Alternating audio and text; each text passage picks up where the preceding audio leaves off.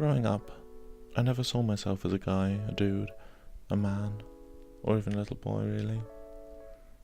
Just somebody who loved to dress up, play with colours, play with art, feed my creative mind. It took me a while to realise that I was a woman, and have been, but it made sense. All of it made sense.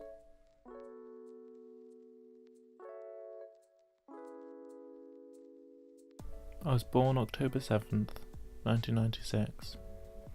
The doctor picked me up, slapped my ass, and said I was a boy. And my mum had to take charge and look after me on her own. She loved me unconditionally, and in this she fully accepted me for everything I am, and everything I've become.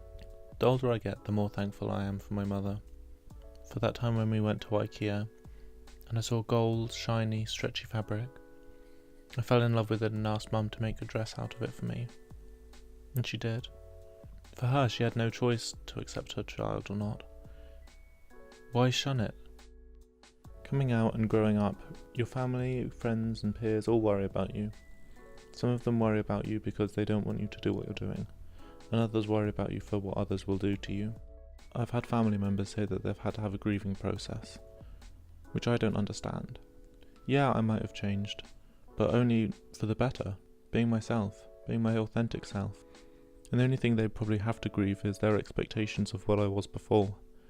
After 2 years of waiting for my first appointment at the gender identity clinic, I'm just over 2 months on hormone replacement therapy. Some changes I've noticed since being on HRT is my skin has gotten a lot softer. I've started growing breast tissue, and in general I've just felt comfortable within myself. During these 2 years I realised what society has told us is right and wrong and male and female. It's all superficial. Other people's expectations of me are completely different of myself. Or when I tell them I'm transitioning, they expect me to look a certain way or act a certain way, when nothing's really changed at all. I'm just being more myself. Going off to university, I found my true, real independence, and I flourished, being my true, authentic self around everyone, being able to leave the house how I want, being able to do what I want in my spare time. It's liberating. My home away from home. I love my room. I've decorated it fully.